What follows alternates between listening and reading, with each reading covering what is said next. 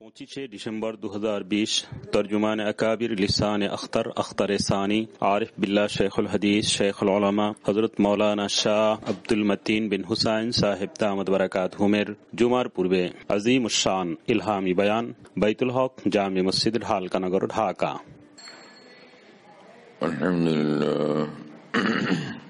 আলহামদুলিল্লাহ ওয়া কাফা সালামুন আলা ইবাদিহিল্লাযীনা ইসতাফা أما بعد فأعوذ بالله من الشيطان الرجيم بسم الله الرحمن الرحيم إن الذين آمنوا وعملوا الصالحات كانت لهم جنات الفردوس نزلا خالدين فيها لا يبغون عنها حولا صدق الله مولانا العظيم.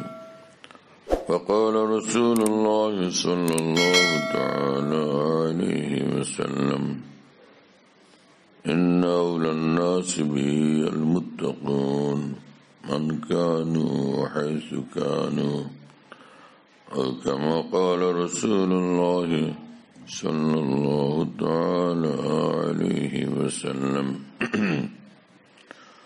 আল্লাহ পাক জাল্লা জালালুহু আম্মা নাওয়ালু আমাদেরকে মাফ করেন, জান্নাতুল ফিরদাউস আমাদের জন্য মঞ্জুর করেন, নূর ওয়ালা জিন্দেগি, আল্লাহর খুশি ওয়ালা জিন্দেগি আল্লাহ পাক আমাদের সকলকে নসিব করেন। ঘোর অমাবস্যার রাত কাটার পরে ভোরে যখন সূর্য উদয় হয় সারাটা পৃথিবী একদম মুহূর্তে আলোকিত হয়। সূর্যের আলোর সামনে অন্ধকারের কোন অস্তিত্ব থাকে না। মানুষ যখন ঈমান কবুল করে, ঈমান আনে, তো লাখ কোটি সূর্যের আলোর চেয়েও তার অন্তর এবং জীবন আলোকিত হয়ে যায়। ঈমানের নূর ভীষণ পাওয়ারফুল। হ্যাঁ, আর কুফরের অন্ধকার লাখ কোটি ঘোর অমাবস্যার রাত্রির চেয়েও বেশি অন্ধকার। কুফর এবং শিরক, দিল যতক্ষণ পর্যন্ত কুফরওয়ালা হয়, শিরকওয়ালা হয়, ওই অন্তরটা ঘোর অন্ধকারে আচ্ছন্ন থাকে, আল্লাহ পাকের লানতে ডুবা থাকে। আল্লাহ তাআলার দয়া মেহেরবানিতে যার ঈমান নসিব হয়, মুহূর্তের মধ্যে সে অনুভব করে যে ভিতরটা পরিষ্কার হইয়া একদম আলোতে পরিপূর্ণ হয়ে গেছে, নূরে নূর ভিতরে আসছে। হ্যাঁ, কোরআন শরীফে মহান রব্বুল আলামিন বলেন যে যার দিলকে আমি ইসলামের জন্য খুলে দিই তো সে ইসলাম কবুল করে, দিন কবুল করে। আল্লাহ তাআলার মেহেরবানি না হলে আমরা ঈমান ওয়ালা, ইসলাম ওয়ালা হইতে পারতাম না। বড় নেয়ামত পাইলে ভদ্রলোকের মধ্যে কৃতজ্ঞতা পয়দা হয়, শুকর গুজারি পয়দা হয়। তোমার এই মাইকের আওয়াজটা আর একটু ক্লিয়ার করো। যখন গাছে কোনো ফল থাকে না, সোজা দাঁড়ায় থাকে, ফল ধরলে গাছটা ঝুঁকে, যে গাছে ফল ধরে গাছ ঝুঁকে। ঈমান যখন ভিতরে পয়দা হয় তো ফের এই গাছে ফল পয়দা হয়, তো এই ঈমানওয়ালা ঝুঁকে, আল্লাহ পাকের সামনে ঝুঁকে থাকে। সুন্দর আমল, সুন্দর আমলের ফল ধরে, সুন্দর আখলাকের ফল ধরে, সুন্দর কথার ফল ধরে, সুন্দর জিকিরের ফল ধরে, সুন্দর তেলাওয়াতের ফল ধরে, সুন্দর দোয়া মোনাজাতের ফল ধরে। তো এই বেসুমার ইমানি জীবনের সুন্দর ফল ইমানের গাছে যখন ধরে আর ধরতে থাকে, তো ঈমানওয়ালা এরকম ঈমানওয়ালা এইভাবে ঝুঁকতে থাকে। এইভাবে ঈমানওয়ালার সৌন্দর্য প্রকাশ পায়, তার সৌন্দর্য ফুটে উঠে। আল্লাহ তাআলা আমাদেরকে যে ঈমান নসিব করছেন এটা অটল, অবিচল এবং অটুট বানায় দেন আল্লাহ তাআলা। ঈমান নিয়ে বাঁচতে পারি, ঈমান নিয়ে যেন মরতে পারি, আল্লাহ আমাদের তৌফিক দেন এবং কবুল করেন। এই সিনার ভিতরে ঈমান যে কত দামি, মুসলিম দুনিয়ার মুসলমানদের অনেকে সেটা খেয়াল করে না, উপলব্ধিতে নাই, বুঝ নাই। বিশেষ করে একটা বিষয় লক্ষণীয়, সেটা হলো যে পৃথিবীর বিভিন্ন দেশের মুসলিম সমাজের নেতৃবৃন্দ যারা দেশ এবং সমাজ পরিচালনা করতে গিয়া সর্বরকমের লোকদেরকে, সব ধর্মের লোকদেরকে সামাল দিতে গিয়া অনেক ক্ষেত্রেই দেখা যায় তারা এমন সব কার্যকলাপে লিপ্ত হন, অনুষ্ঠানাদিতে শরীক হন, এমন কথাবার্তা উচ্চারণ করে বসেন বা বসার অভ্যাস বানায় নেন, যেটার কারণে ঈমান যায় যায় অবস্থা হয়ে যায়। একদম ঈমান শেষ প্রান্তে পৌঁছে যায়, বোধহয় গেল, বোধহয় নিভল ঈমানের আলো, আর কারো তো একদম সর্বনাশ ঘটেই যায়। কি হলো এই লোকদের? আপনার বাদশাহীর কয় পয়সার মূল্য মিয়া? কয় ছ টাকার বাদশাহী, কয় পয়সার বাদশাহী, সেটার কারণে ঈমান আর ইসলামের গুরুত্ব আপনার অন্তরে থাকে না। এরকম কপাল পোড়া হওয়ার স্বাদ জাগলো কেন? যে কোনো ত্যাগের বিনিময়ে ঈমান আর ইসলামকে ধরে রাখা চাই। বেলাল রাদিয়াল্লাহু তাআলা আনহু, সে আরবের শিরকে ডুবা এই মক্কা মদিনার এই অবস্থার মধ্যে হযরত বেলাল রাদিয়াল্লাহু তাআলা আনহু যখন ঈমান ইসলাম কবুল করলেন, তো মুশরিকরা তাকে রশি দিয়ে বাইন্ধা রাস্তায় রাস্তায় চেঁচাইতেছিল আর ইসলাম ত্যাগের জন্য নির্যাতন চালাই যাইতেছিল। আর হযরত বেলাল বলতেছিলেন শুধু আহাদ আহাদ, এক আল্লাহ, এক আল্লাহ, আমি শুধু একজনকে জানি, এক মাবুদ জানি, এক ইসলাম জানি, এক দিন জানি, আর কোনো কিছুই আমি মানি না, কোনোভাবে আমি দিন ঈমান ত্যাগ করব না। এত অত্যাচারের পরেও তিনি ঈমান আর ইসলাম থেকে চুল পরিমাণ বিচ্যুতি বরদাস্ত করতে পারেন নাই। কিছুর থেকে কিছু হলে কোন ঝড় তুফান ছাড়াও এক একজনে এমন সব বলিয়া ওড়ান যে নিজের ঈমান ইসলাম সবটা ধ্বংস করে দেন। আর এইরকম লোকেরাই যখন মৃত্যুর পরে যখন আলেম সমাজ দেখেন যে এই লোক তো ঈমান হারা অবস্থায় দুনিয়ার থেকে গেছে, কিন্তু সমাজ দেশ তখন তাদেরকে প্রেসার দিতে থাকে, না আপনি ইমামতি করেন, জানাজাটা পড়াইয়া দেন। সিনাতে যার ঈমান লাই, লক্ষ গাউস কুতুব আবদাল আর মুজাদ্দিদ সাহেবরা যদি তার জানাজা পড়েন, তো ওই লোক কি মুসলমান হয়ে যাবে? ওই লোক কি চির জান্নাতি হয়ে যাবে? কথা বুঝতেছেন আপনারা? মদিনাতে যে মুনাফিকরা ছিল, মদিনার মুনাফিকদের অর্থ অনেকে বুঝে না। বর্তমান সময়ে মানুষ কথায় কথায় কাউকে মুনাফিক বলে বসে, কথায় কাজে মিল না দেখলে বলে তুই মুনাফিক, তোর ভিতর বাইর এক না। এটা ওই মুনাফিক না মদিনাতে যারা মুনাফিক ছিল। এখানে হলো কথায় কাজের মিল নাই, সেজন্য তাকে মুনাফিক বলা হয়। এটা মুসলমান, কিন্তু সিরিয়াস অপরাধী মুসলমান। কি কথা বুঝেন নাই? সেজন্য তাকে শক্ত ভাষায় এরকম বলা হয়। কিন্তু মদিনার মুনাফিকরা ছিল, মুখে তারা লা ইলাহা ইল্লাল্লাহ বলতো, মুখে তারা কালেমা পড়তো, মসজিদে নববীতে 5 ওয়াক্ত নামাজে তারা আসতো, নামাজ পড়তো, এমনকি রাসূলুল্লাহ সাল্লাল্লাহু আলাইহি ওয়াসাল্লামের সঙ্গে বিভিন্ন যুদ্ধেও তারা অংশগ্রহণ করত। আবার যাকাতও তারা আদায় করত, রমজানের রোজাও তারা রাখতো, এই সব কিছু করতো। বাহ্যিক ভাবে একদমই নিজেদেরকে মুসলমান দেখাইতো, কিন্তু ভিতরে ছিল কুফর, ভিতরে তারা কাফের। কাফেরদের সঙ্গে আতাত ছিল, গোপন যোগাযোগ থাকতো, আর মুসলমানদেরকে ক্ষতি করার জন্য সর্বরকমের চেষ্টা করতে থাকতো, নানান ষড়যন্ত্রে লিপ্ত হইতে থাকতো। ওই মুনাফিকরা হলো প্রকৃত মুনাফিক। এবং এদের সম্পর্কে পবিত্র কোরআনে মহান রব্বুল আলামিন বলছেন যে ইন্নাল মুনাফিকিনা ফিদ দারকিল আসফালি মিনান নার, মুনাফিক যারা এরা জাহান্নামের সবচেয়ে তলদেশে ভয়ঙ্কর আযাব আর আযাব তাদের হইতে থাকবে। নাউযুবিল্লাহি তাআলা মিন যালিক।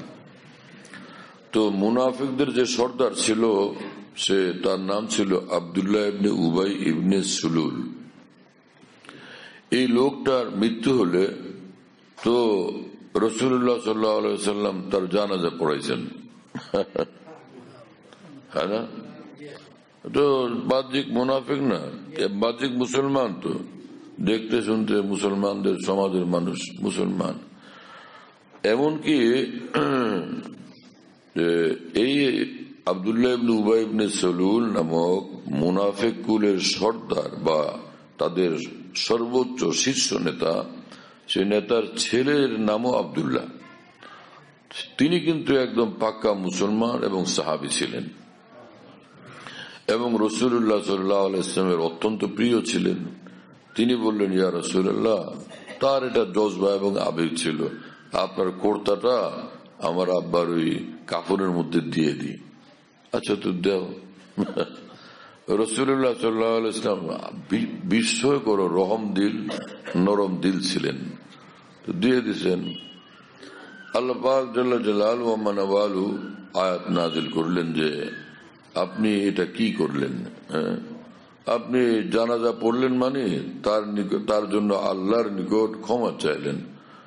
আপনি 70 বারও যদি ক্ষমা চান, তার মানে ক্ষমার ক্ষমা, লাখ কোটি ক্ষমাও যদি চান, যে কাফের অবস্থায় মৃত্যুবরণ করছে তার তো ক্ষমা হবে না, তার কোনোই ক্ষমা নেই।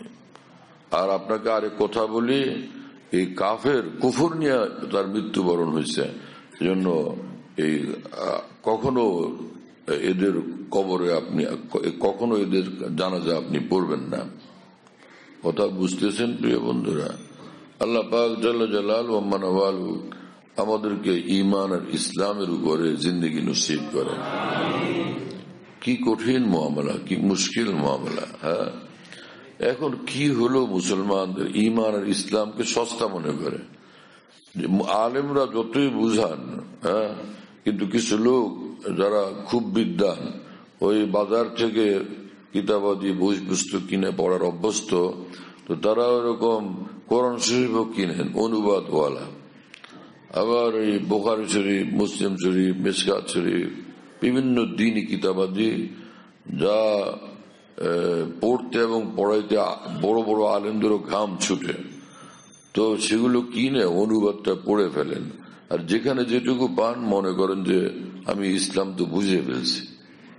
অথচ আলেম যারা বুখারী শরীফ 100 বার পড়ার পরও তারা উপলব্ধি করতে পারেন যে এখনো আমি বুঝতে পারিনি, কিছুটা বুঝছি, কিন্তু এখনো এর পূর্ণাঙ্গ মর্ম বোঝা আমার জন্য সম্ভব হয়নি। কারণ যতই তারা পড়েন ততই তার এর গভীরে যে হীরা কঞ্চন মণি মুক্তা উদ্ধার হইতে থাকে। তো দেখেন যে আরে তো এখনো আমি কিছুই নিতে পারি না, এখনো বেশুমার রয়ে গেছে এর ভিতরে। আর যারা এরকম ইলমে দ্বীন ভালোভাবে শিখেন নাই, কিছুটা পাইলে পুলকিত হন, আর অনেকেই এমনটা ধারণা করে বসেন যে আমি অনেক শিখে ফেলছি। পরে আলেম ওলামাদের বিরুদ্ধে লিখতে থাকেন, বলতেই থাকেন না, কলমের ধার থাকলে তারা লিখতেও থাকেন। এমনকি দেখি পত্র পত্রিকাতে ধুম লেখেন, ইসলাম সম্পর্কে লেখেন, আর অন্যান্য ইসলাম পন্থী বা বিজ্ঞ আলেম ওলামাদের কঠিন সমালোচনা করতে থাকেন। এ সকল মানুষরা নিজের অজান্তে আবেগতাড়িত হয়ে নিজের ক্ষতি করতে থাকেন। মুখ্য বিষয় হলো এই কথা বলা যে কোনো অবস্থাতেই এমনটা করা চাই না যে আমার কথার দ্বারা, কাজের দ্বারা, আচরণের দ্বারা, কোনো কিছুর দ্বারা ঈমান হারা হয়ে আমার মৃত্যু হয়। নাউযুবিল্লাহি তাআলা মিন যালিক। আল্লাহ পাক আমাদেরকে মেহেরবানি করেন। হ্যাঁ, তো একটা হলো ঈমান। একটা লোকের বয়স 1000 বছর, সে সূর্য পূজা করছে, মূর্তি পূজা করছে, তাম দুনিয়ার সব রকমের মাবুদ যেগুলো বাতিল সেগুলোকে সে উপাসনা করছে, তারপরে আজকেই সে হঠাৎ ইসলাম কবুল করলো, কালেমা শরীফ পড়লো। ঈমান আনার 2 মিনিট পরে এই লোকটার মৃত্যু হয়ে গেছে। রাসূলুল্লাহ সাল্লাল্লাহু আলাইহি ওয়াসাল্লাম বলেন, ইন্নাল ইসলামা ইয়াহদিমু মা কানা ক্বাবলাহু। ইসলাম কবুল করার সাথে সাথে ইসলাম তার অতীত জীবনের সমস্ত পাপ রাশিকে মুহূর্তে একদম নিশ্চিহ্ন করে দেয়। সমগ্র গুনাহ থেকে, পাপ থেকে, দাগ থেকে তাকে মুক্ত করে দেয়। আর ঈমানের নূর তাকে একদম পূর্ণাঙ্গ আলোকিত করে দেয়। এই 2 মিনিট পরে মৃত্যুবরণ করলো তো কি হবে? এর ফয়সালা কি? এত বছরের নাফরমানের জিন্দগি, কুফর শিরকের জিন্দগি, ঈমান আনার পরপরই যে 1-2 মিনিট পর তার মৃত্যু হলো, তো সে কি জান্নাতি না জাহান্নামী? ক্বালা রাসূলুল্লাহ সাল্লাল্লাহু আলাইহি ওয়াসাল্লাম, মান ক্বালা লা ইলাহা ইল্লাল্লাহ মুখলিসান বিকলবিহি দাখালাল জান্নাহ। যে ব্যক্তি লা ইলাহা ইল্লাল্লাহ অন্তর থেকে পড়লো, নিঃসন্দেহে সে জান্নাতে প্রবেশ করবে। নিঃসন্দেহে সে জান্নাতে প্রবেশ করবে। কিন্তু ওই যে লা ইলাহা ইল্লাল্লাহ, এটা পড়লে জান্নাতে প্রবেশ করবে, এটা লা ইলাহা ইল্লাল্লাহ ইসলামের একটা শিরোনাম। কথা বুঝেন নাই? লা ইলাহা ইল্লাল্লাহ এটা হলো ইসলামের একটা শিরোনাম। লা ইলাহা ইল্লাল্লাহ বলতে পূর্ণ ইসলাম কবুল করা। লা ইলাহা ইল্লাল্লাহ মানে আমি লা ইলাহা ইল্লাল্লাহ, লা ইলাহা ইল্লাল্লাহ আমি নামাজ মানি না, নাউযুবিল্লাহ, এ কি মুসলমান থাকবে? লা ইলাহা ইল্লাল্লাহ, লা ইলাহা ইল্লাল্লাহ 1 লক্ষ বার পড়ে, কিন্তু সে বলে ইসলামের রোজা আমি মানি না, নাউযুবিল্লাহ, সে কি মুসলমান থাকবে? হ্যাঁ, লা ইলাহা ইল্লাল্লাহ, লা ইলাহা ইল্লাল্লাহ 1 কোটি বার পড়ে, কিন্তু সে বলে যে হজ ফরজ, এই কথা আমি মানি না, নাউযুবিল্লাহ। হজকে অস্বীকার করলে সে মুসলমান থাকবে? থাকবে না। তো প্রিয় নবী মুহাম্মদুর রাসূলুল্লাহ সাল্লাল্লাহু আলাইহি ওয়াসাল্লাম বলছেন যে নবীদের যে ধারা হযরত আদম আলাইহিস সালাম থেকে শুরু হলো, একের পর এক নবী আসছেন পৃথিবীতে। এইভাবে সর্বশেষ নবী প্রিয় নবী মুহাম্মদুর রাসূলুল্লাহ সাল্লাল্লাহু আলাইহি ওয়াসাল্লাম, এবং তিনি এই কথা পরিষ্কার বলছেন যে নবীদের এই ধারায় আমি সর্বশেষ নবী, লা নবিয়্যা বাদি, আমার পরে কোন নবী আর আসবে না পৃথিবীতে। কথাটা পরিষ্কার হলো কিনা বুঝতে পারতেছেন? কোরআন শরীফে খাতামুন নবিয়্যিন বা খাতিমুন নবিয়্যিন আছে, তো সেটা এই মুহূর্তে আমি তুলব না, কারণ ওটা বলতে গেলে ওর তাফসীর নিয়ে আলোচনা করতে হবে, তো এতে সময় লাগে বেশি। তো যেটা সোজা কথা, লা মানে নো, নাই, নবিয়া কোন নবী, বাদি আমার পরে, কোন নবী নাই আমার পরে, আমার পরে কেউ নবী হবে না। কথা পরিষ্কার? এবং রাসূলুল্লাহ সাল্লাল্লাহু আলাইহি ওয়াসাল্লাম এক হাদিসে বলেন, লাউ কানা বাদি, লাউ মানে যদি, কানা হইতো, বাদি আমার পরে, নবিয়ুন কোন নবী, যদি আমার পরে কোন নবী হইতো, তার মানে কি হবে? যদি হইতো, লাউ কানা বাদি নবিয়ুন, যদি কেউ নবী হইতো আমার পরে, লাকানা ওমর, তাহলে নিঃসন্দেহে সেই নবী হইতেন ওমর। তার অর্থ কি দাঁড়াইলো? ওমর নবী। যে নবী হওয়ার মতো সম্ভাবনা বিদ্যমান থাকলে ওমর নবী হইতেন। তার অর্থ কি দাঁড়াইলো? আমার পরে কোন নবী যেহেতু হবে না, সেজন্য ওমর নবী হইতে পারছেন না। কিন্তু তার মর্যাদা এত বড়, সেটাও বুঝাইলেন রাসূল পাক সাল্লাল্লাহু আলাইহি ওয়াসাল্লাম।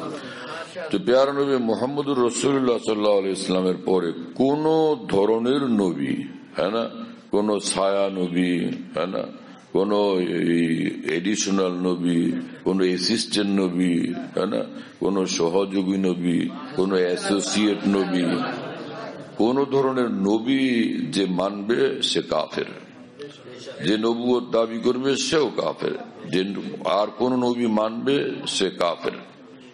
এক ভদ্রলোক লিখছেন, বড় মানুষ, উচ্চ শিক্ষিত, উনি লিখে বলছেন যে কেন হাদিস শরীফে আছে লা ইলাহা ইল্লাল্লাহ পড়লেই সে জান্নাতে যাবে।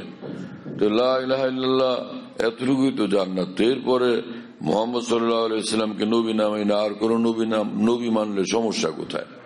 তাহলে কাদিয়ানীরা তারা কাফের হবে কেন? কি কথা বুঝতেছেন প্রিয় বন্ধুরা? কি সব কথাবার্তা! আপনি একজন বড় ডাক্তার, আপনাকে আমি মানব। আর আমি মসজিদের খতিব, আমি যদি বলি যে আমি খতিব সাহেব, তা আমি কি কম? আপনাকে কেন মানব? এটা কি ঠিক হবে?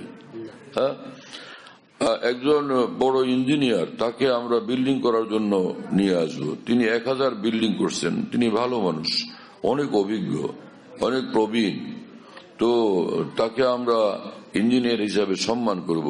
কিন্তু তিনি কি খতিব হওয়ার যোগ্য? তিনি কি ফতোয়া দেওয়ার যোগ্য? কোরআনের ব্যাখ্যা করার যোগ্য? বুখারী শরীফ পড়ানোর যোগ্য? আপনাকে যে আল্লাহ যে সম্মানে ভূষিত করছেন, সেইটুকু আল্লাহর মেহেরবানি, দয়া, সেটার জন্য আপনি কৃতজ্ঞ থাকেন। কিন্তু আরেক জায়গায় হানা দেন কেন? অন্যায়ভাবে অবৈধ হস্তক্ষেপ করেন কেন? এটা আপনার জ্ঞানের পরিচয় না, এটা আপনার বুদ্ধির পরিচয় না, এটা আপনার জ্ঞানের প্রচন্ড ঘাটতির পরিচয়। এর থেকে আপনার বিরত হওয়া উচিত। এই ধরনের কিছু লেখক এবং চিন্তাবিদ এবং নেতৃবৃন্দ, তারা সমাজের মুসলমানদেরকে এবং পৃথিবীর মানুষদেরকে বিভ্রান্ত করতে থাকেন। কথা বুঝতেছেন প্রিয় বন্ধুরা? এজন্য এই খালি পত্রপত্রিকার ইসলামের লেখা কে দিল, ইউটিউবে কে দিল, বই একটা কে লিখলেন, তো সবটাই পড়তে থাকার অভ্যাস বানানো কোনোভাবেই ঠিক না। ইসলাম সম্পর্কে কোন বই পুস্তকগুলো, গ্রন্থগুলো পড়া উচিত, বিজ্ঞ হক্কানি কোন আলেমের পরামর্শে সেটা করা উচিত। তাহলে সঠিক জ্ঞান অর্জন হবে। সঠিক জ্ঞান অল্প হলেও সেটা অনেক, আর ভুল জ্ঞান সেটা সাগর বরাবর হলো সেটা সবটা ভুল। একজনের লুঙ্গি আছে একটা, একজনের একটা লুঙ্গি, ভালো লুঙ্গি, মজবুত লুঙ্গি, ভালো সুতা, দামি লুঙ্গি, এবং একদম পুরো আরামদায়ক। শরীরে যে পরিমাণ তার যত উচ্চতা, সেই মানের লুঙ্গি একদম ঠিকঠাক মতো আছে। আর একজনের লুঙ্গি আছে, তো এই লুঙ্গি দিয়া, ভালো লুঙ্গিটা দিয়া সে নামাজ পড়ে, নামাজ হয় না, বাকি নামাজ বাতিল, নামাজ হয়ে যায়। রাস্তায় হাঁটে, সকলের দিকে খুশি, আল্লাহ আকবার, কি সুন্দর লুঙ্গি, ডিজাইনও ভালো, সুতাও ভালো, কোম্পানি ভালো, চমৎকার। হ্যাঁ, আর একজনের লুঙ্গি আছে 1000, প্রত্যেকটা ছিদ্রওয়ালা, বড় বড় গর্তের মতো ছিদ্র, 1000 লুঙ্গি। যেটাই পরে সেটা দিয়া সব সীমানা একসঙ্গে বোঝা যায়। কথা বুঝতেছেন প্রিয় বন্ধুরা? এরকম 1000, 1 লাখ লুঙ্গির চেয়ে ওই একটা লুঙ্গি ভালো না, যেটা নিশ্ছিদ্র। এইরকম ছিদ্রওয়ালা, গর্তওয়ালা লক্ষ কোটি ইসলামী জ্ঞানের চেয়ে অল্প জ্ঞান যেটা ছিদ্র মুক্ত, সেটা দামি বেশি, সেটা মূল্যবান বেশি। সেই মানুষদেরকে অনুসরণ করা উচিত, তাদের কথা শোনা উচিত, যদি আপনি জ্ঞানী হন। যদি আপনি জ্ঞানী হন, সেটা আপনাদের করা উচিত। কিন্তু এখন কঠিন একটা বিপদ দেখতেছি সমাজে, সেটা হলো যে সমাজের সর্বস্তরের একটু উপরের শ্রেণীর মানুষ যারা, প্রভাবশালী যারা, ক্ষমতাধর যারা, সকলেই ইসলামের জিম্মাদার এবং ব্যাখ্যাতা হয়ে দাঁড়ান। প্রত্যেকে ইসলামের জিম্মাদার, প্রত্যেকে ইসলামের ব্যাখ্যাতা, প্রত্যেকে ইসলামের নেতা, বরং ইসলামের চন্দ্র সূর্য নিজেকে মনে করতে শুরু করেন। এমনটা যদি করা হয়, তো জাগতিক জীবনে আপনাকে তো কেউ ধরাশায়ী করতে পারবে না, কিন্তু কাল কিয়ামতের মাঠে আল্লাহর সামনে, মহান আল্লাহর পাকড়াওর সামনে আপনাকে রক্ষা করবে কে? সেই দিনের কথা কি মনে রাখা উচিত না? হ্যাঁ, সেদিন তো ইয়াউমা লা ইয়ানফাউ মালুন ওয়ালা বানুন, সেদিন কোন ধন সম্পদ, সন্তানাদি, কোন ক্ষমতা, কোন পাওয়ার, কোন যোগ্যতা, কোন প্রতিভা, কোনো কিছুই তো কাউকে রক্ষা করতে পারবে না যদি হৃদয় না ইমানের নূরওয়ালা হয়। হ্যাঁ, যদি জীবন না ইমানের নূরের অধীন হয়, ইমানের নূরে আলোকিত হয়, যদি না এই জীবনটা ইসলাম দ্বারা শাসিত এবং চালিত হয়, হ্যাঁ, পরিচালিত যদি না হয় তাহলে ফের তো সেখানে রক্ষা করার কেউ থাকবে না। এজন্য হুঁশে আসলে ভালো। এইরকম সীমা অতিক্রম করার অভ্যাস বদলাইলে ভালো। কিছু একটা হলে একটাকে নিয়ে আরেকটার সঙ্গে লাগাইয়া দেয়। ওলামায়ে কেরাম বললেন এটা জায়েজ, এটা না জায়েজ, এটা আলেমদের দায়িত্ব। কি কথা বুঝেন না? একজন লোককে জিজ্ঞেস করলো, হুজুর আমার তো ভীষণ মারাত্মক অবস্থা, আমি কোনোভাবেই মদ থেকে ফিরতে পারতেছি না, আমার কি উপায়? আমি তো খাই, আমাকে আপনি হাজার মানা করেন, মারেন, ধরেন, পিটান, আমি মদ খাবো। তো তাকে জিজ্ঞাসা করা হলো, তো আপনি আল্লাহ মানেন, আপনি রাসূল মানেন, আপনি কোরআন মানেন, আপনি নবী মানেন, ফেরেশতা মানেন, আপনি আখিরাত মানেন, জান্নাত জাহান্নাম মানেন? বলে সব মানি, সব বিশ্বাস করি। নামাজ রোজা হ্যাঁ তাও মানি। মদ কি হালাল না হারাম? মদ হারাম, এটাও আমি বিশ্বাস করি। তো খান কেন? আমার অভ্যাস খারাপ হয়ে গেছে, আমি পারি না। এই লোক যদি মদকে হারাম মানা অবস্থায় 1,00,000 বৎসর মদ খায় তবুও সে মুসলমান। আর এই লোক এই মদ থেকে তওবা করা ব্যতীত যদি মৃত্যুবরণ করে তাহলে এই মদের কারণে যে শাস্তি সেটা আল্লাহর ইখতিয়ার। আল্লাহ তাকে শাস্তি দিতেও পারেন, শাস্তি নাও দিতে পারেন। কারণ আল্লাহ পাক পবিত্র কোরআনে বলছেন, আমি যাকে চাই ক্ষমা করে দিব, যাকে চাই তাকে আমি শাস্তি দিব। শাস্তি দেওয়া না দেওয়ার এই কোন সংবিধানের অধীন আমি না, আমি সব আইনের ঊর্ধ্বে। সব আইন আমার অধীন, সব সংবিধান আমার অধীন, সবকিছু আমার মর্জির অধীন, আমার ইচ্ছার অধীন। আমি এইরকম বাদশা। কথা বুঝতেছেন প্রিয় বন্ধুরা? আল্লাহ পাক যদি বলে দেন যে ওরে মাফ করে দিলাম, ঠেকাবে কে? কোন হুজুর রাখিয়া মিছিল করবেন যে না এটা কোনোভাবে করা যাবে না, মওত খোরকে আপনি মাফ করে দিবেন আর জান্নাত দিয়ে দিবেন, এটা তা আমরা ইবাদত করছিলাম, তাহলে কি জন্য আমরা ওরকম ভাবে ফ্রি থেকে যা তা করে পরে আসে এখন জান্নাতে ঢুকতাম? গণতান্ত্রিক অধিকার আমাদের, এটা আমাদের গণতান্ত্রিক অধিকার। কি কিয়ামতের মাঠে গণতন্ত্র চলবে? সমাজতন্ত্র চলবে? কারো কোনো সংবিধান চলবে? ওখানে একটাই সংবিধান, সেটা হলো মহান আল্লাহর ইচ্ছা এবং মর্জি। তো ভদ্র মানুষ এবং বুদ্ধিমান মানুষ সে যে কিয়ামতের মাঠে যেখানে কোনো আইন, কোনো সংবিধান, কোনো পাওয়ার, কোনো প্রভাব চলবে না, সে আল্লাহর সামনে পৃথিবীতে যারা মাথা নত করে তো তারাই প্রকৃত জ্ঞানী এবং তারাই বিজয়ী, তারাই সফল কাম মানুষ হবে। কথা বুঝতেছেন? লোকটা মদ খেলো কত বছর? 1000 বছর। কিন্তু মদকে যেহেতু সে হালাল না হারাম মনে করে, কোরআনে আল্লাহ পাক বলছেন মদ হারাম, কিন্তু হারাম না হালাল মদ? কিন্তু এই মুসলমান খায় আর খায় আর মনে করে এটা হারাম। এটা এই হারামের যে হারাম হওয়ার বিশ্বাসটা, এটাও একটা আমল। হারাম হওয়ার বিশ্বাসটা এটাও একটা নেক আমল। হ্যাঁ, কিন্তু কোন মুসলমান জীবনে একদিনের জন্য মদ খায় নেই, কিন্তু সে মনে করে মদ খাওয়া হালাল, সে কি মুসলমান থাকবে? আমার কথা বুঝতেছেন আপনারা? তো ইসলাম সম্পর্কে যারা বিজ্ঞ এবং জ্ঞানী, ইসলাম বিশারদ, কোরআন সুন্নাহর জ্ঞানের ভান্ডার যে উলামায়ে দ্বীন, যে বিষয়টাকে তারা হারাম বলেন সেটাকে হারাম মানা জরুরি কিনা? যদি হারামকে হালাল মনে করা হয়, বৈধ মনে করা হয়, সে মুমিন থাকবে, মুসলমান থাকবে, ঈমান তার থাকবে।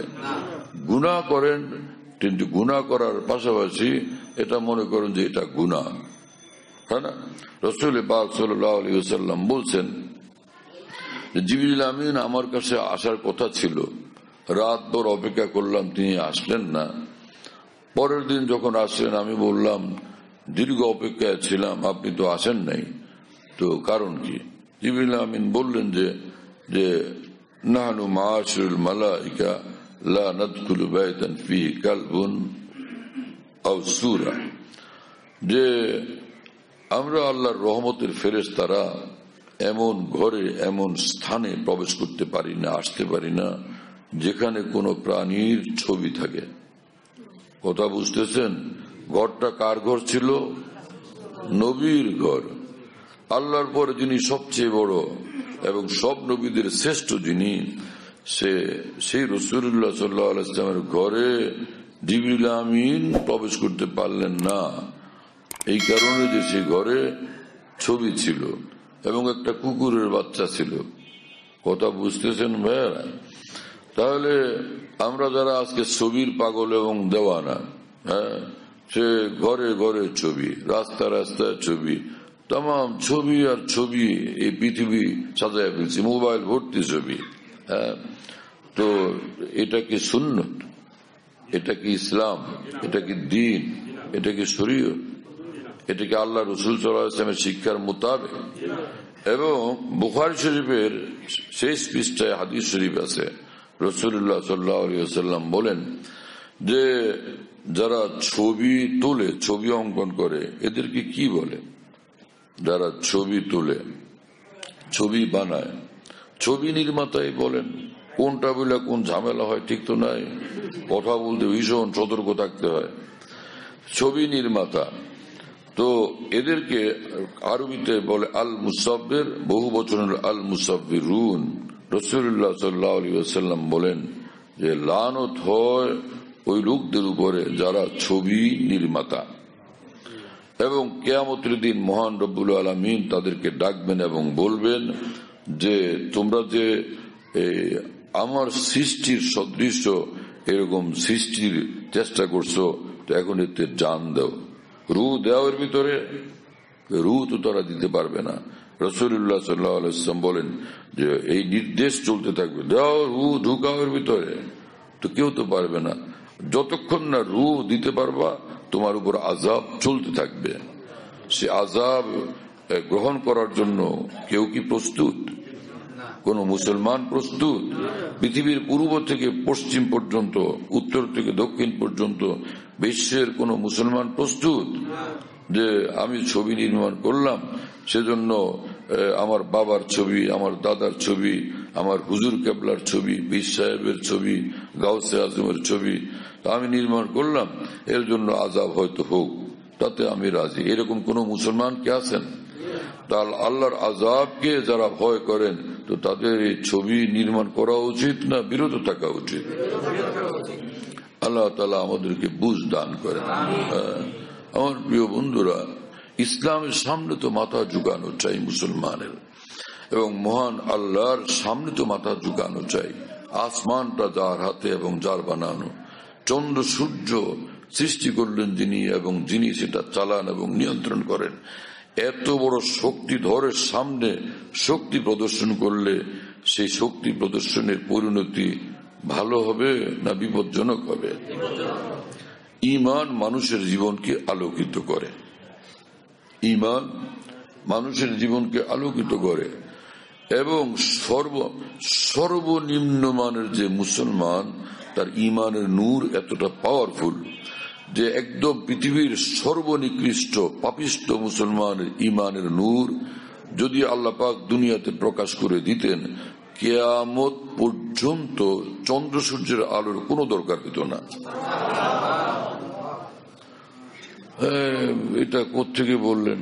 কোত্থেকে বললেন মানে কি? আপনারা হুরের নাম শুনেন নাই? হুর শুনছেন? হুর কারা এত আওয়াজ করে? জানলাগুলো বন্ধ করে দিলে হ্যাঁ, বাইরের আওয়াজগুলোতে পেরেশানি হয়।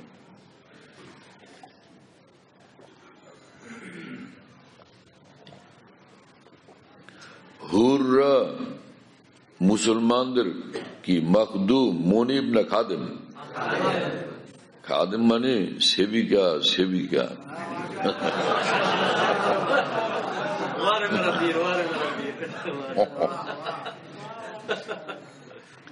এখন তো হুর পাওয়ার জন্য ধান্দা করতেছেন, ওখানে গিয়ে দেখবেন যে সব আপনাদের খেদমতে ব্যস্ত, 1000 বার বলতেছেন স্যার লাগবে কিছু, কি নিয়ে আসবো, কি স্যার, কোন হুকুম, কোন নির্দেশ, এইরকম করবে।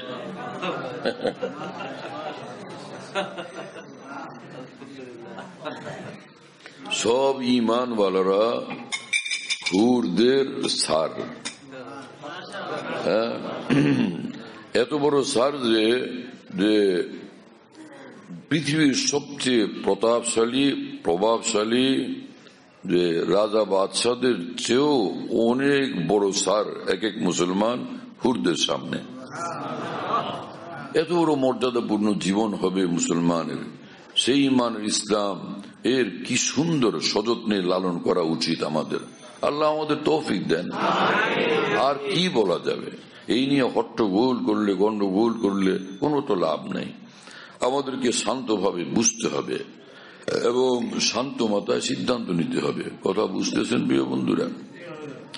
তা আমি বললাম যে একজন সর্বনিকৃষ্ট মুসলমান, তো তার ঈমান এর নূর এবং আলোর এত প্রখরতা, এটা যে বললাম, শুনেন বুখারী শরীফে আছে রাসূলুল্লাহ সাল্লাল্লাহু আলাইহি ওয়াসাল্লাম বলছেন, সর্বাধিক নিকৃষ্ট মুসলমান যে হবে তাকে আল্লাহ পাক এই দুনিয়ার 10 দুনিয়ার সমান জান্নাত দান করবেন। তো তার মধ্যে হুর তো আছে, যে জান্নাতের মধ্যে হুর আর হুর। হ্যাঁ, সুবহানাল্লাহ। 70 জন তো থাকবে, একদম 70 জন।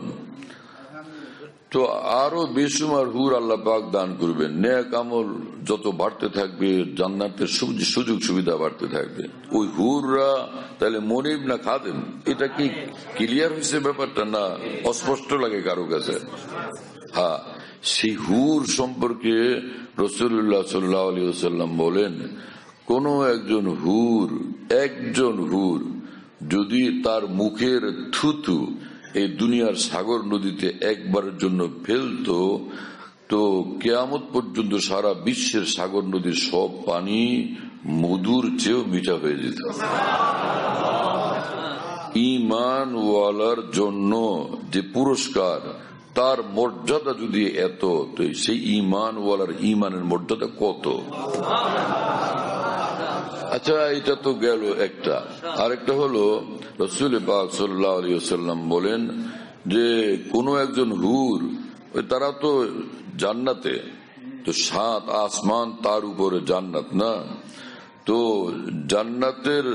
জান্নাত থেকে এই দুনিয়ার দিকে কোন একজন হুর যদি একবারের জন্য একটু উকি দিয়ে তাকাইতো, তো তার এই একটুখানি দেহের ঝলকের আলোতে সারা পৃথিবী কিয়ামত পর্যন্তের জন্য এমনটা আলোকিত হয়ে যেত যে কোনো সূর্যের দরকার থাকতো না।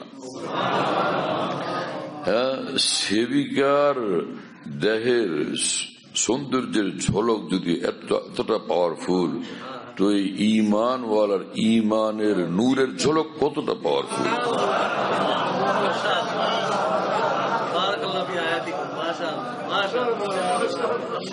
এই কিন্তু কোন দলের ঈমানের কথা না যে অমুক দলের হলে তখন ঈমান এত পাওয়ারফুল থাকবে, অমুক দলে ঢুকলে কিন্তু ঈমানের এই পাওয়ার থাকবে না। দল টল কি, মুসলমান থাকলেই হয়েছে। কথা বুঝতেছেন প্রিয় বন্ধুরা? আল্লাহ আমাদের ঈমান নিয়ে জিন্দগি, ঈমান নিয়ে মৃত্যু মঞ্জুর করেন। আচ্ছা, কথা আমি বলতে চাইছিলাম দুইটা সহজ ভাবে, কিন্তু আমি ভাবছিলাম দুইটা কথাই বলবো, কিন্তু পরে প্রাসঙ্গিক ভাবে কত কথা আলোচনা হয়ে গেছে আল্লাহর রহমতে। আরেকটা কথা বলে ফিনিশিং দিয়ে দিই সংক্ষেপে, সেটা হলো এই যে আকাশে সূর্য অমাবস্যার রাত শেষ, আকাশে সূর্য উদয় হলো। এখন সারা বিশ্বে কোথাও কি অন্ধকারের একটু চিহ্ন আছে? নাই। সূর্যের আলো সারা পৃথিবী থেকে অন্ধকারকে এমন ভাবে দূরীভূত করে দিল। কিন্তু আকাশ ভরা যদি মেঘমালা থাকে, তাহলে সূর্যের আলো এই পৃথিবী পাবে? আমরা সূর্যের আলো পাবো এবং কাপড় চোপড় শুকানো যাবে, ধান টান শুকানো যাবে? হ্যাঁ, তো সমগ্র আকাশ যদি মেঘে ভরে যায়, তাহলে সূর্যের আলো থেকে আমরা বঞ্চিত হই না? আমার প্রিয় বন্ধুরা, এরকম আকাশ জোড়া মেঘমালা যদি 6 মাস থাকে, 6 বছর থাকে, তাহলে উপায় কি? কোন উপায় আছে? ঈমানের নূর লক্ষ কোটি সূর্যের থেকে নিঃসন্দেহে পাওয়ারফুল, লক্ষ্য করি সূর্যের চেয়ে পাওয়ারফুল, এতে কোনো সন্দেহ নাই। কিন্তু মুসলমান যখনই কোনো গুনাহে কবিরাতে লিপ্ত হয় তো ইমানের সে সূর্যের নিচে এই মেঘমালা ছায়া যায়, কালো ঘোর অন্ধকার আচ্ছন্ন মেঘমালা ছেয়ে যায়। ফের ইমানের যে নূর দ্বারা এই মুসলমান আলোকিত ছিল, সে এখন তো সে অন্ধকারে ডুবে গেল। কথা বুঝতেছেন প্রিয় বন্ধুরা? কিন্তু যদি মেঘ শেষ হলো, আবার সেই সূর্যের আলো। অনুরূপ ভাবে এই মুসলমান যদি তওবা করে, ইস্তেগফার করে, আর এই গুনাহ থেকে মুক্ত হয়ে আবার ঠিক সঠিক পথে চলে, আবার সে ইমানের নূরে একদম আলোকিত। শুধু তা না, বরং প্রতিটি আমল নূরওয়ালা, প্রতিটি নামাজ নূরওয়ালা, প্রতিটি সেজদা নূরওয়ালা, লা ইলাহা ইল্লাল্লাহ নূরওয়ালা, প্রতিটি জিকির নূরওয়ালা, সব ইবাদত বন্দেগী নূরওয়ালা। যতই মুসলমান আমল আর আমল করতে থাকে, নূর বাড়তেই থাকে, নূর বাড়তেই থাকে, নূর বাড়তেই থাকে। আর আল্লাহ পাক চান যে মুসলমান যাতে নূর বাড়াইতে থাকে। কেন? এটা একটা আজব ঘটনা। হ্যাঁ, দারুণ মজাদার বিষয় ভাই। এত সব কথা কিভাবে বলে ফেলি একদিনে। হ্যাঁ, কিন্তু এত গুরুত্বপূর্ণ বিষয়, এটা নাই বা বলবো কি কারণে।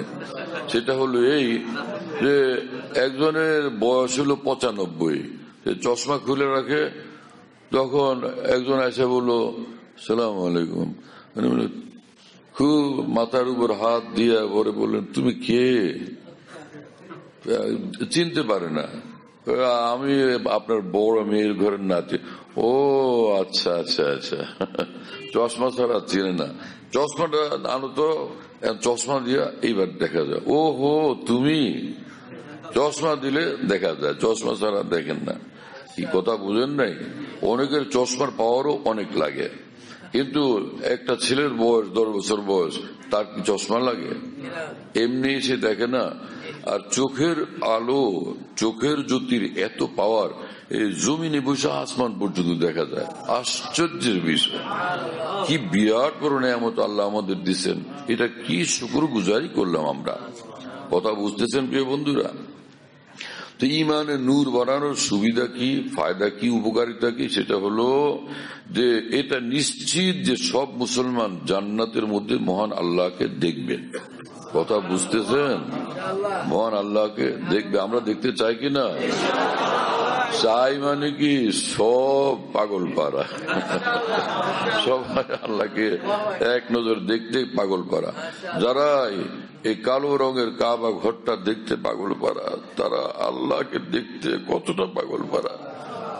আমার প্রিয় বন্ধুরা, এই ইমানের নূর যত বাড়বে, ইসলামের নূর যত বাড়বে, সেই বান্দা আল্লাহকে তত বেশি ভালোভাবে দেখতে পারবে। কথা বুঝতেছেন ভাইয়েরা? হ্যাঁ, ইমানের নূর যত কমজোর থাকবে, আল্লাহকে দেখবে বটে, কিন্তু যতটা সিদ্দিক আকবর দেখবেন, তার সেই ইমানের নূর দ্বারা, আমলের নূর দ্বারা এতটা কিন্তু গাউসে আজমরা দেখতে পাবেন না, এতটা বড় জিলানিরা দেখতে পাবেন না, এতটা খাজা মঈনুদ্দিন চিশতিরা দেখতে পাবেন না। কথা বুঝতেছেন? আবার যতটা দেখতে পারবেন যে সিদ্দিক আকবর, যতটা দেখতে পারবেন আল্লাহর নবী হযরত ইউনূস আলাইহিস সালাম, আল্লাহর নবী আইয়ুব আলাইহিস সালাম, এই কথা বুঝুন না, ততটা দেখতে পারবেন না সিদ্দিক আকবর রাদিয়াল্লাহু আনহু, ওমর ফারুক রাদিয়াল্লাহু আনহু, এরকম সাহাবীরাও। কথা বুঝতেছেন ভাইরা? আবার যেমনটা দেখবেন প্যারা নবী মুহাম্মদুর রাসূলুল্লাহ সাল্লাল্লাহু আলাইহি ওয়াসাল্লাম, সমস্ত নবীদের শ্রেষ্ঠ যিনি, ততটা কোন নবীও দেখতে পারবেন না। কথা বুঝতেছেন প্রিয় বন্ধুরা? দুঃসাহসে কিছু বলে ফেললাম, আল্লাহ তাআলা রহম করেন এবং মাফ করেন। কথা বুঝতেছেন আমার ভাইয়েরা? তাহলে নেক আমলের দ্বারা ইমানের নূরকে বাড়ানো চাই না কমানো চাই? কতটা লাভ হবে, সুবিধা হবে যে জান্নাতের মধ্যে মহান আল্লাহকে দেখব। আমার কাছে রূহের নূর, ইমানের নূর, জ্যোতি আর পাওয়ার প্রখরতা যত বেশি থাকবে, তত বেশি আমার প্রিয় আল্লাহকে, আমার মহান মাহবুবকে আমি দেখতে পাবো। সেটা কি আমরা চাই না? তাহলে নূর কমানোর কাজ করা চাই, নূর বাড়ানোর কাজ করা চাই। আল্লাহ আমাদের তৌফিক দেন, আল্লাহ আমাদের কবুল করেন। وآخر دعوانا الحمد لله رب العالمين وصلى الله على النبي الكريم.